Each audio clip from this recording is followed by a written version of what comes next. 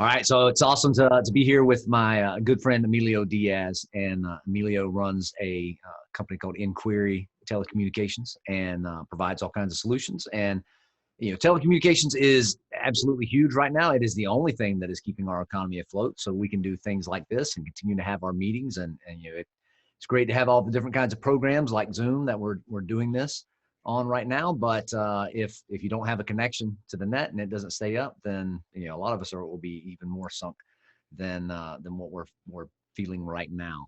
And so Emilio, thanks for coming on today, and we can chat a little bit about what's going on in telecommunications and what people are doing, and what you're kind of seeing with that. But I really also wanted to talk to you about what's going on with the government and this CARES Act that came through, and all the relief and all the different types of programs, because I know that you've been on the front lines of that in terms of researching and understanding, and from the things that I've seen you share and talk about and discuss.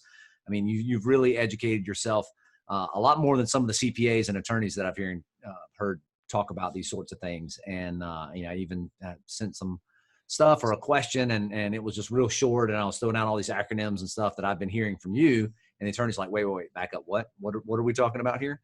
And so I'd love to hear from you on some of these things as well. But first, just tell us a little bit about your business and what you do, maybe before coronavirus, and how maybe that shifted a little bit, and let's just talk about like how we're staying afloat. Well, thank you, Will, for having me with you here. I know you've been bringing on friends and people from different segments, and of course, you and I have chatted the last couple of days.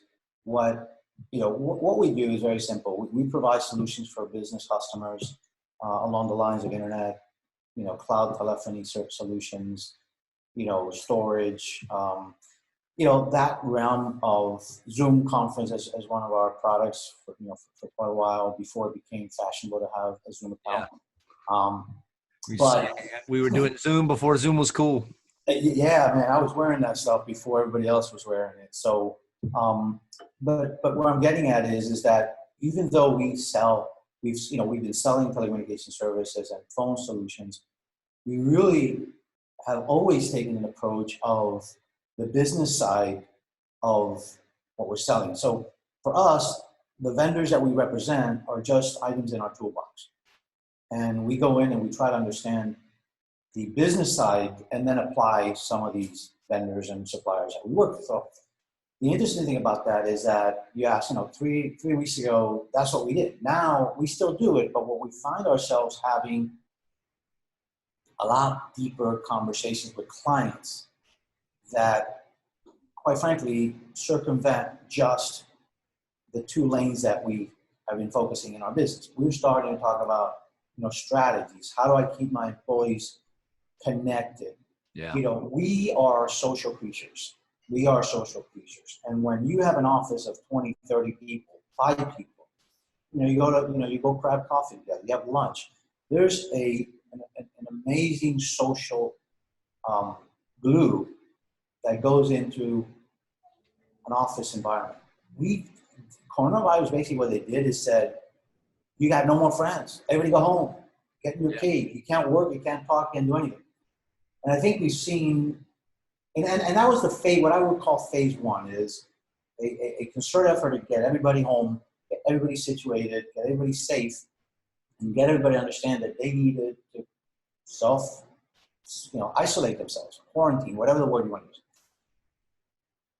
But as social animals that we are, we can't do that without staying connected. So I love the fact that people are having, Zoom happy hours. My son owns a video production company. There's 10 millennials. The culture, there's so many things that go in working inside the same 4 walls. I've seen more and more companies trying to keep that going. Right. So, our meeting last Friday, right, where we had, 30 guys in a meeting, Gentleman's Journal, where we were all, having our monthly meeting. We normally have it at a cigar shop and chat and talk and rub elbows. Well, we can't rub elbows. So we're going to technology to help us do that. So a lot of what we've been doing the first week of this was getting people there. The next phase of what we've been doing was sort of a quasi where we were, helping people acclimate themselves with what we could in their homes, right? Because there was the setup phase, and now it's but this isn't working. Well, because something's wrong with your Comcast, IP. So we did all that stuff. But in that same week, we started seeing more and more customers say, hey, what have you heard about some of the relief programs? So quite frankly, right now from a core business, telecommunications side of business, yes, I've got Rafael, he's taking care of a lot and probably most of customer, inquiries and this, and there are people still adding, virtual type solutions. Some customers who are logging in from their homes are requiring more bandwidth at their offices because they have more people logging in. So there is business, but the business is more of people just focusing on what they can do. I've been taking more the approach of what could I learn that I can share with my clients to help them weather the storm. So I've taken a little bit more of sort of taken off my telecommunications hat and really tried to put on my advisor hat, sort of like listening to customers. And a lot of these customers, I know them for 8 years, 9 years. I've known that I've been through 2008, 2009 with some of them. And we've been through the phenomenal expansion we had with them. So we understand the logistics business, the medical business, the legal business. So we're having conversations that apply to them. Yeah. And the takeaway of all this is that most people will need to survive assistance from the government. Some people, I don't want help. Guys, it's not that you want or don't want help. It's not just about whether you want help. If you've got employees, it's your responsibility to get the help, because what the government's saying is, I'm going to pay you to keep your people employed. So it's not a decision whether you say, I don't want government help. This is not about that. This is the fact that you have responsibilities to your people to do whatever you can to afford their payroll, your payroll, and to afford staying in business. Well, and I know that it's a kind of a touchy subject for a lot of folks, right? And maybe we're kind of diving right off into that back end, and there's certainly all kinds of crazy political things going out there, and I've had these conversations with folks as well about what they're going to do, or what are the implications of that, or how to do it. And I mean, realistically, I'm still kind of on the fence around some of these things to do. Certainly there are industries like, restaurants, or our buddy Cal, chocolatier, folks that are in retail, that I think it is incumbent, upon them to do just that. And the other side of it is, this isn't just a natural disaster. And we all needed to be prepared to be able to kind of weather storms. But this is something that it's a natural disaster, right? To have this virus, but ultimately the shutting down, that wasn't caused by the virus. That is ultimately the government coming in and saying, you cannot operate your business, you cannot generate revenue. And so to have some kind of loan thing, or something that's ultimately going to be forgiven. Yeah, there's all kinds of political implications to that, and ideologies that fly around. But if the government is mandating that you cannot generate business, then the government better have some kind of solution to be able to pay those bills, or to be able to cover that lost revenue, because it's ultimately their responsibility if they're going to impose that on the back end. Yeah.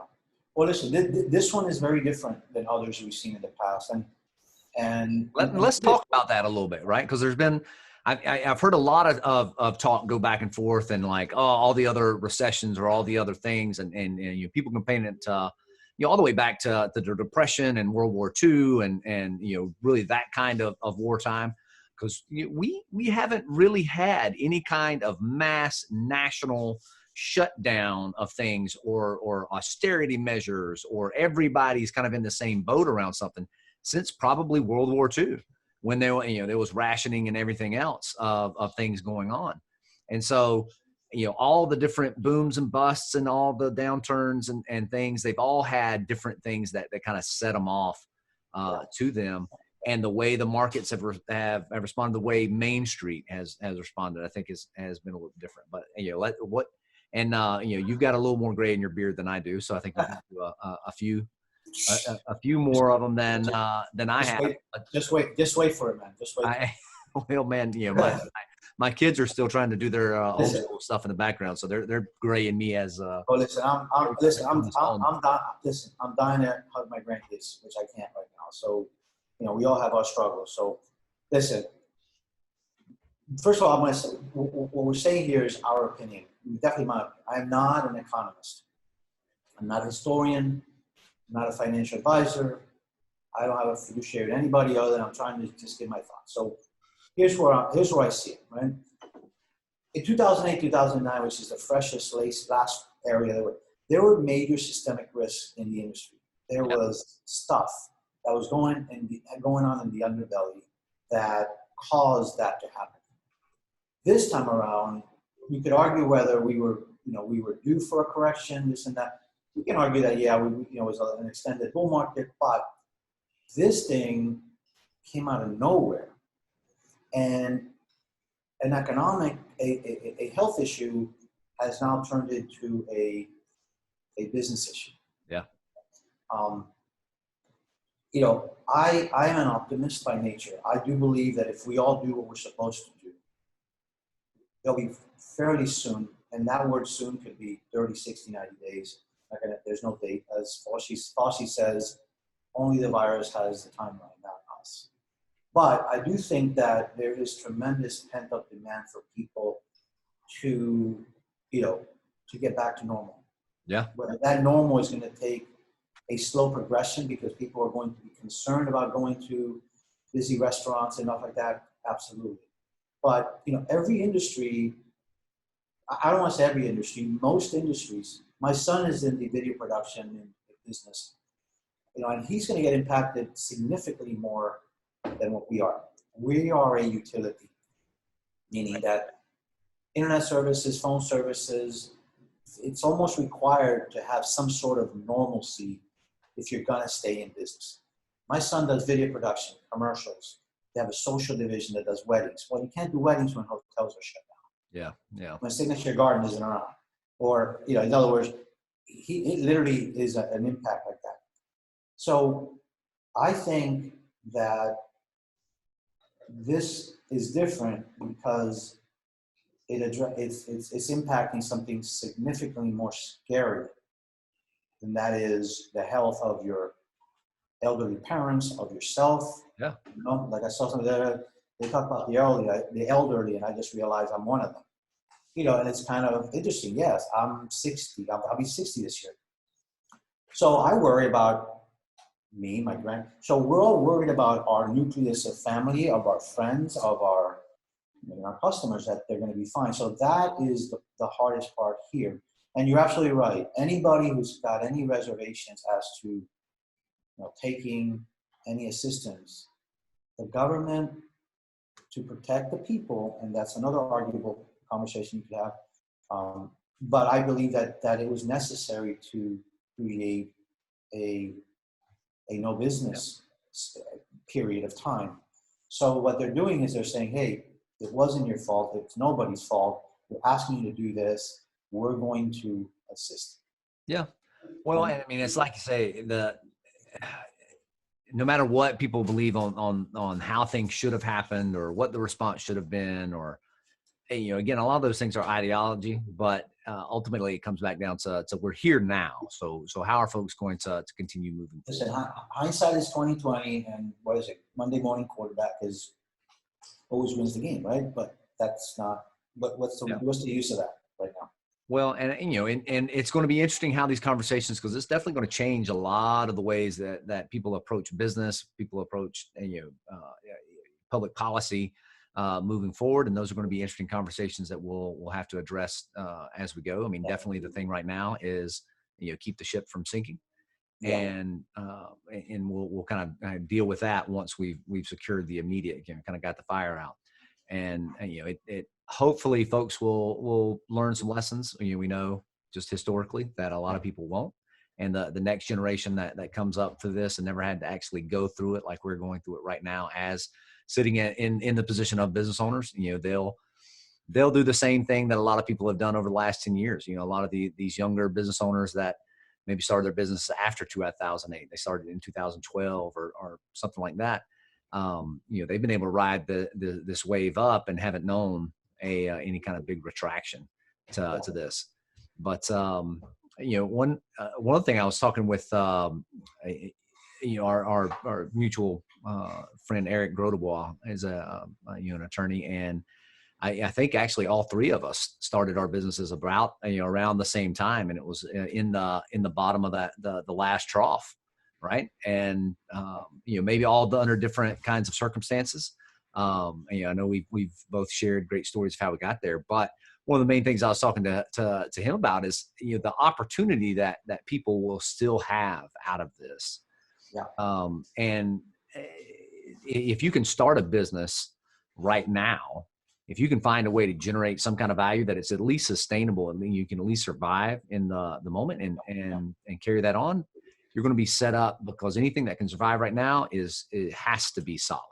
Yeah. Versus stuff that got started maybe 2 or 3 years ago and people were just running around and everybody was an entrepreneur and all that stuff. And our buddy James Schillen put that quote the other day. That was probably what did you say?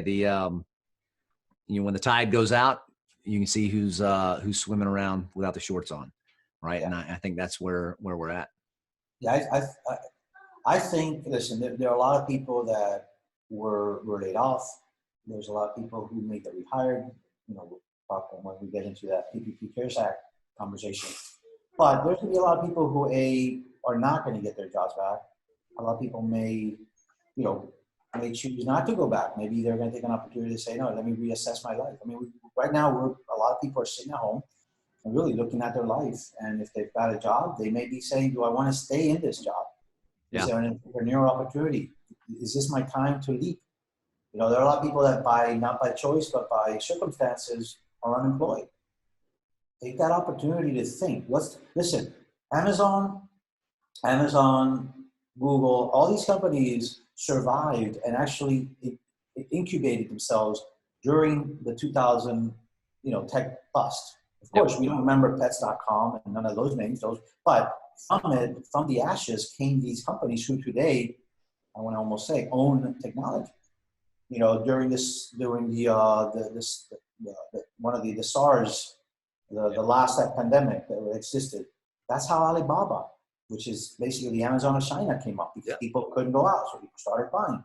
So there are opportunities within this cycle that are there. The question is, are we silent enough sometimes to think, how is the world going to be different? The world will be different. Maybe visually we're all going to be wearing masks when we go out, but psychologically it's going to be different. People are going to behave different. And are there opportunities within those behaviors that you can fulfill a need that people are going to want? Well, and that's ultimately all business is really about, right? Is providing a solution to a problem that somebody has, finding some way to add value, doing something for somebody at a lower cost than they could do it for themselves. And ultimately, if we stay focused there, there's going to be those things that people need and want and desire. And so business will continue. The whole structure around everything else, say it might not. But definitely one of the things that is very relevant to you, like you said, the internet is whether from a policy standpoint it's a utility or not, it's definitely functionally that way, and we can't do it. It's just like turn on the light switch these days. And I think that's going to be a fundamental shift that we see in businesses. People tell me, actually not people, I'll be more specific. My wife says, well, maybe people are going to get used to working from home. Maybe they won't go back to the office. And I don't believe that. To what I previously said, I don't believe that. You can work from home because you have to, but it's not conducive to grow a business. If you're a 1-2 man person, we've been in business almost 11 years. The first 7.5 years, I worked from home. And you know what? I built it from home. At some point, you start hiring people. Now, if you're 4, 5, 6 people in a business, you've got to have a place of business. So, you know, even though behaviors are going to change, how we adapt to other people are going to change. I think that technology is going to be the driver to lift us all up through this. And not only lift us up spiritually, lift us up economically, because they're the ones that are going to come up with probably most of these things that we're going to want, and they're going to fulfill that. Yeah. Those needs. So I guess the point there, as we so kind of to pivot into, so what do we do to survive, right? What can businesses do to get to the other side? Everybody talks about the other side. The other side August, the other side December, the other side June. Who knows? The other side. What do we do? Right. We should take note of what the government is doing to assist businesses. Okay, why wouldn't you? You pay taxes all your life. It's there, and it's to be used for payroll, primarily for payroll. Well, let's talk about that. Like the first thing, and again, like you said, we're not attorneys, we're not CPAs, we're not any kind of fiduciary experts around this. We're just a couple of business owners, and just kind of, you've done your research. We've talked with all these other folks, and so it's just from a kind of the layman's position. There's a lot of confusing mess out there around this, and all it's CARES, it's PPP, it's EDIL, it's this, the federal stuff, the state stuff. Right. What all is out there, and where can people go to find the listen, there's the EIDL. I haven't spent a lot of time there. That was the one that was giving you, in some place I hear $10,000, some place I hear $50,000 short term. I think the $10,000 is a forgivable grant. The $50,000 is a zero interest for 12 months, and then after that 12% interest. That's a bridge loan. The idea is that you get an infusion of cash of $50,000 within 12 months. I hate to say it, you either survive or you don't, but if you survive, you need to refinance that. This 12% is not. And I think it's done that way so that people get the message, right? Yeah. I've been focusing more on the Paycheck Protection Program, which is a piece within the CARES Act. The CARES Act is 881 pages, of which we may talk about in this conversation of maybe 100 pages. The other 781 pages or so are based on really accounting stuff like payroll. That is not by any means where I want to play. I've got incredible CPAs that are going to guide me through that. I trust that they will, because we've talked 20 times a day. Wendy Garcia and Alex Binstock, Alize. So the PPP, basically, in a nutshell, and I want to say in a nutshell because 2 days ago it was slightly different than it is today. I mean, it seems like we get new updates and new information every. So I think today is the real one, because tomorrow applications are being accepted. So how far along can they keep changing? But as I read this morning, kind of prepping myself, refreshing that there weren't any gotchas, it's very simple. The government is going to request businesses to provide their average 12-month payroll, okay, including wages, commissions, health benefits, company contributions to pension or retirement funds, okay? Yep. Whatever that number is. Well, let's say hypothetically that number is 100,000. Okay, meaning this particular company has $1.2 million a year in payroll costs. So it's 100,000 in a month. That is multiplied times 2.5. 2.5, okay. So the government's going to say, I am going to give you, without any collateral, okay, without personal guarantees, okay, without interest for 6 months, I'm going to give you $250,000. Okay. Here's what you got to do for me. You got to make sure that at least 75% of that $250,000 is used for payroll and to keep your people on staff. So that initial sum that is coming out is based just on the payroll. It's not payroll only, and it disqualifies and it chops off any dollars above 100,000. So if you have a $125,000 employee, yeah, you can only apply 100,000 a year that goes into that formula. Gotcha. Okay? Gotcha. Everybody else is fine. Okay, it just caps it at, I guess, the high income ratio. So the government says, I'm going to give you $250,000, and this is what I expect from you. No less than 75% of that money must be used for payroll, okay, health insurance, Yeah. benefit, whatever was in the bucket that you added into your 100,000. Okay. The other 25%, the other percentage, because you could have 90% in payroll. Okay, but to get to 100%, okay, above payroll, up to the amount borrowed, you can include a few other things. Okay. You can include your office rent, right? Okay. If you own the building, you can put in there the interest on the mortgage that you are paying in, okay? Not the principal payments, but just the debt service itself. That's what I understand, okay? That's what I understand. Again, that whole mortgage is where, again, Contact your financial professional. So because I've read where it says interest only on debt, and then I see the word mortgage. So rent, mortgage being, a little fluff yet or not. Or maybe somebody could come back and say, oh, maybe it is this. I'm welcome to be acknowledged. And then it gets into utilities. This means that utility, your electric bill, your water bill, your waste management bill, okay, your internet services and your phone services are added as part of your forgiveness application. Because here's what's going to happen. You get the money April 15th. Okay? Because let's say you apply today, 2 weeks later, you get $250,000. You've got that money has to be spent in the way the government wants you to spend it within the 8 weeks after you receive the money. So you have until June 15. Okay. So you have 2 payroll runs and 2 months of those expenses. On June 15, from June 15 for 6 months after June 15, you must apply for forgiveness of the loan.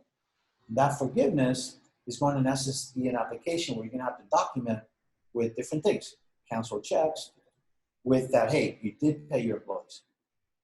Okay, you didn't fire anybody. Because this is the thing. If you have 10 employees, you fire 1 employee, you don't replace that employee, then the forgiveness percentage automatically goes to only 90% forgiveness, regardless of what your numbers are. So the idea is you cannot fire anybody during those 2 weeks, 2 months. You could fire them and replace them, or you can. Yeah, your head count. Your head count must be 10 on June 15, and you must prove it. Okay. Also, any of those employees no one's salary can be cut by more than 25% during that same period as well. Okay. You can't take the money, cut everybody's head off by 25% and keep the money for yourself. That's not ethically right, and you shouldn't do that. Yeah, that's kind of the whole point of the legislation in the first place. That's right. So basically, within the 6 months after your loan, after your 2 months, from 6 months there, you then apply for forgiveness. And in there, you have to document to the government that, hey, I spent payroll 80%. I spent on my rent, on my mortgage, on my internet service, on my phone.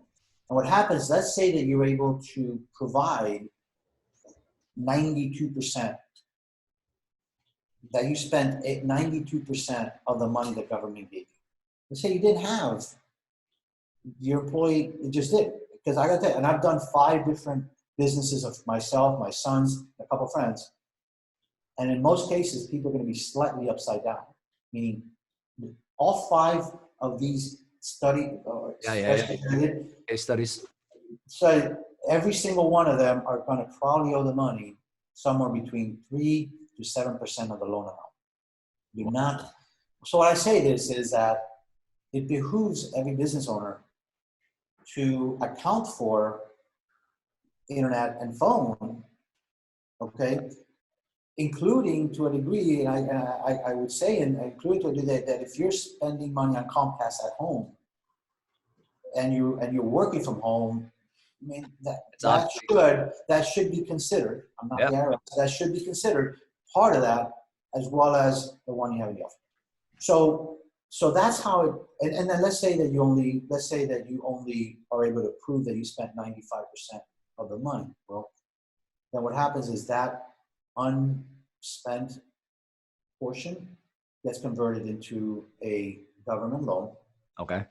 and again, the latest I've read is a 2-year payback with 0.5% interest. In the back, okay, 2 days ago, it was up to 10 years at no more than 4%, right? Yep. We've heard that term float around. Not that happen. It's a 2-year term, 0.5%. Okay? Yeah. Interest, which is more than fine. So that's, that's the message is that utilities encompasses what we do. So when customers are calling me and asking, but Emilio, but if I don't need it, I don't use it. Well, I agree. But here's what's going to happen. I'll give you a perfect example.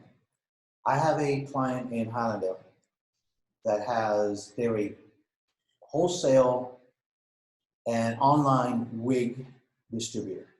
Wigs, like ladies' hair pieces. Yeah, like I probably don't need one yet, but wigs, right? Male, female. Give it a couple years to do all this. Couple years, I'll be a client. So what I'm getting at is people have been living in their houses.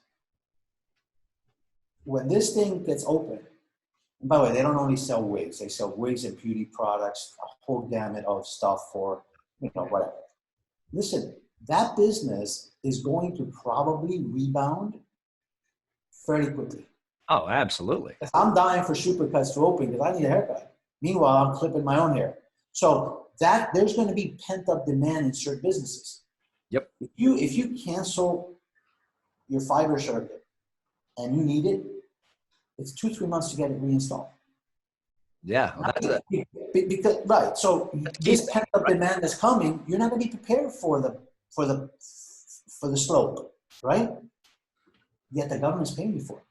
So you protect yourself that if this slope does hit quick, that your business can immediately respond to customer orders, customer responses. People calling in for orders. Well, let's cut half of the phone service. You could do that. But then when this thing pops to court, you're not going to have enough lines to support the call volume. So I say to people, for 2 months, watch it.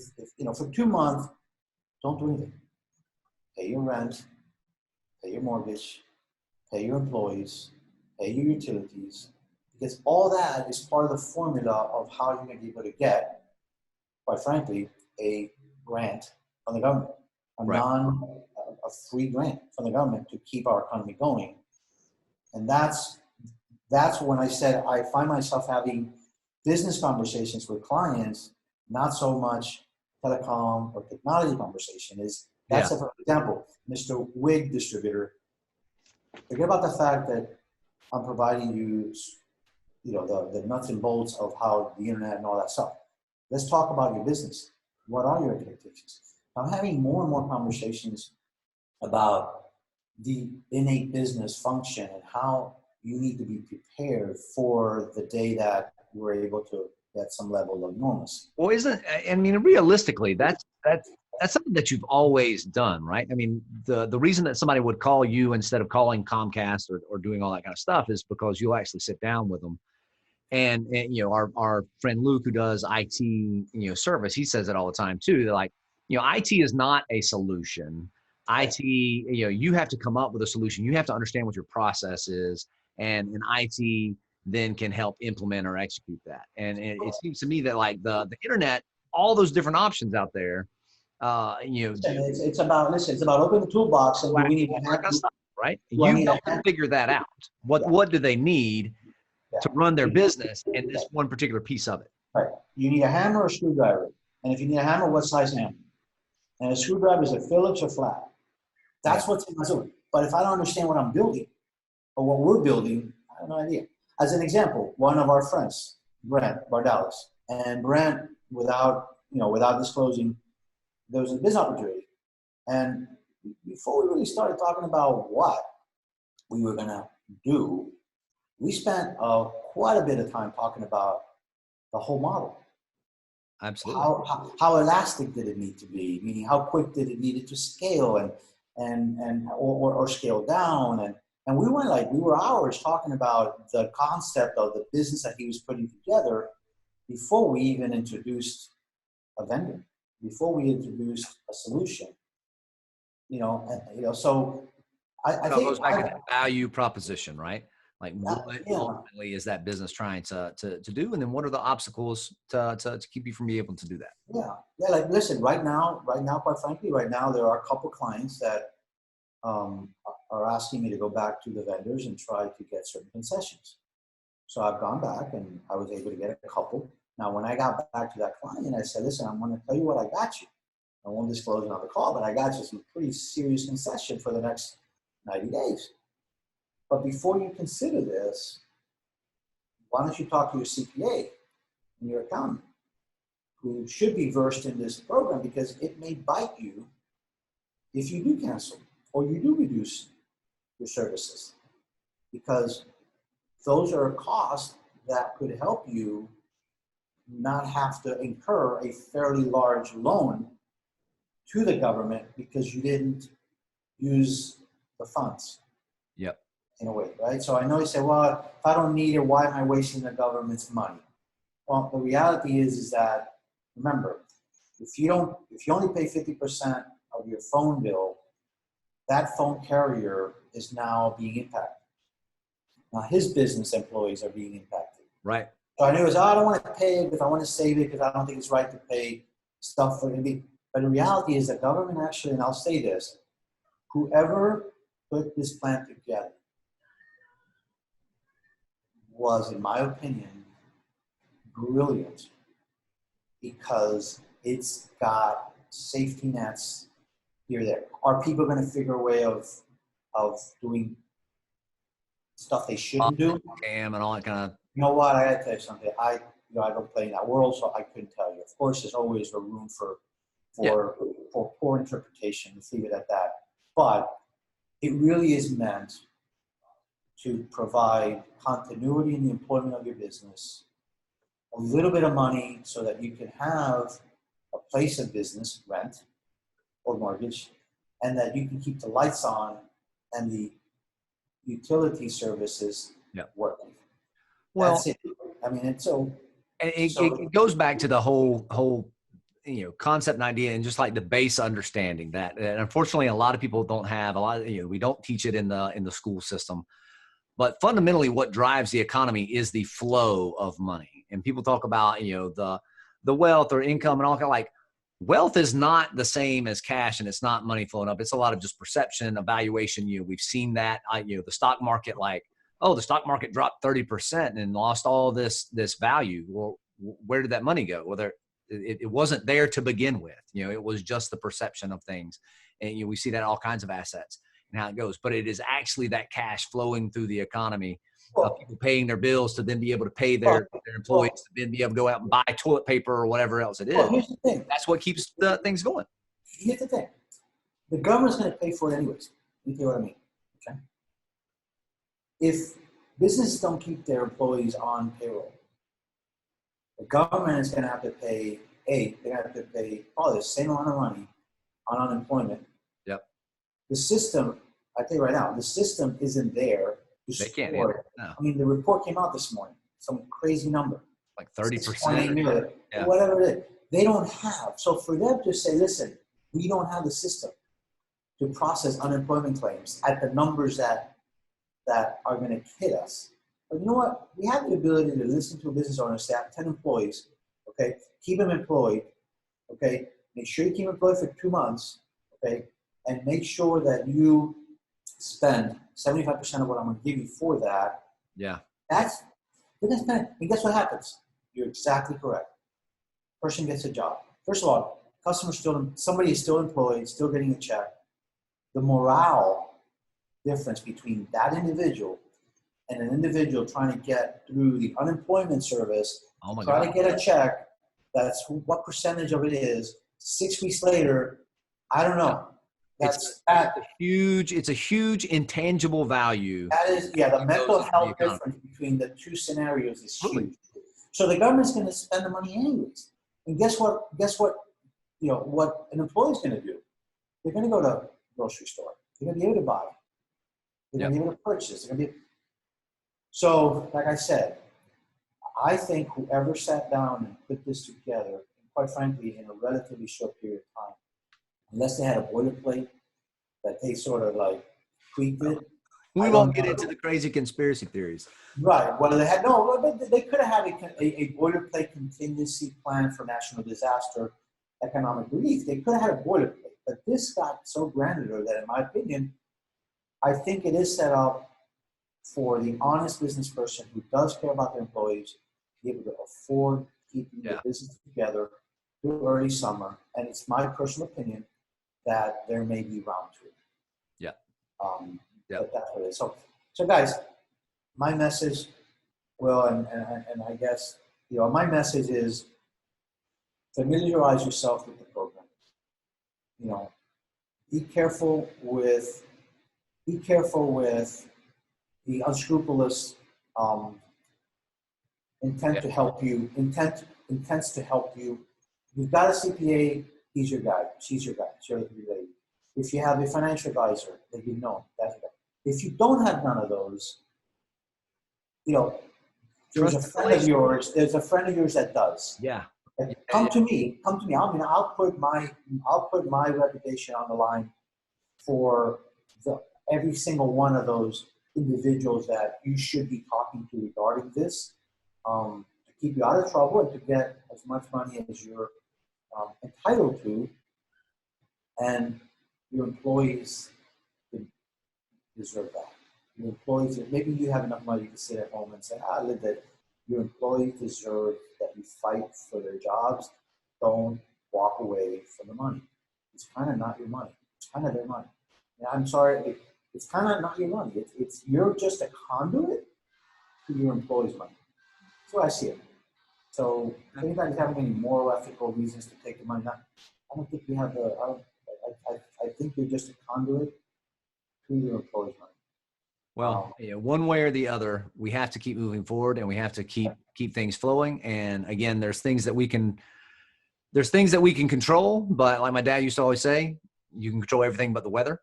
And ultimately, this is one of those big weather events. And what we also can't control is how the government is acting. You know, this isn't happening in an election cycle. You know, they went in and made all these decisions, so you're going to have to respond one way or the other. It's going to be up to everybody to make that decisions on their own. But it's good to know, and it's good to hear from just other regular business owners that there are things out there that we can do. We need to be aware of the gotchas, and to that point that it's all about relationships. We go we get a cigar every month with a bunch of other business owners to be able to talk about these things, and my gosh, how valuable has that been? Well, it's funny. It's on that point is my wife at times. The cigar thing again this week. Let's yeah, you can see that in women. Sometimes they just don't get it, and I get it. Sometimes I don't get the stuff my wife does. But we cohabitated for a long time.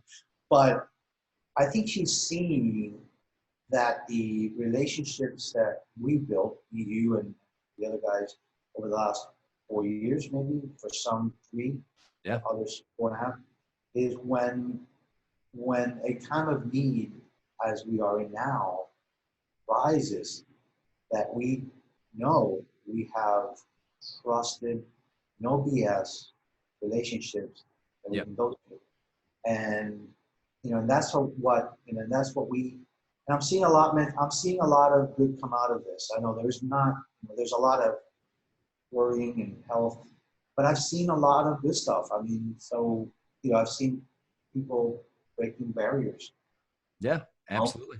And at the end of the day, I think we're all in the same ship called Earth here. And well, people have been talking about how fast life's been going, and like, oh, we all just need to slow down, and we need to get more balance and all this kind of stuff. And however you want to believe this all came about, like the entire world has had to hit pause for a second, and a lot of things are going to reset. And like I said, we're all about trying to keep moving forward. That doesn't mean that everything has to be, and everything definitely won't be the same way that it was before, but we do have to keep money flowing through the economy. We have to keep our relationships up. You know, the Neto that I talked with earlier this week, you know, he made a very good point that, you know, we're talking about social distancing, but that's impossible. You know, we're physically distancing, Yeah. but as you said earlier, we're social creatures. And so we're going to figure all this out. You know, the sun is going to come up tomorrow. That's for certain. And we have to keep it going on. So I know we're kind of at the, you know, a little bit past the top of the hour, but you know, the internet is still a key thing that people are going to have. So, you know, if people want to get in contact with you and you can help kind of guide them through that, and maybe what kind of things they need to do to upgrade their service or change it or any kind of that stuff. You know, or even if they have any questions, you know, that relate to their business, you know, we're both small business. They can reach out to either one of us. You know, what might be right for me may not be right for them, but you know, this is not a time to sell. I've been telling Brent, my marketer, he said, this is not a time to sell. There's a time to be available. And that's really the way I see it. This is, yes, are we, you know, will we, you know, take a call from a customer who needs something, and yes, we'll put it together and we'll do it. Yes. So we're not walking away from those things. But this is the time to be available, period. End of story. Everything else takes care of itself over time. So I'm here. I'm here to do whatever I can to answer questions, whether it's technology related, whether it's small business related to this PPP Act thing. You know, we're all a resource to each other, and Miami is a small town. Small town. We're 1 degree away, separated from pretty much anybody, and what we do will speak volumes about who we are. So, anyways, that's kind of my ending thoughts is we'll get through this. The world will be slightly different. Be aware of the differences so that you can, you know, so you can be there and solve people's problems when it's all done. Just keep looking to help others. Keep looking to solve value or solve problems and add value. I think that's solid. I see it, man. Well, listen, I appreciate you spending some time with me and sharing some stuff. Hopefully, it'll help some others. I always learn a tremendous amount of stuff from you, man. So hopefully I was able to teach you a couple nuggets, or at least make you think in certain areas, but I always appreciate our relationship. Thank you so much, man. You too. Be well. Peace out, man.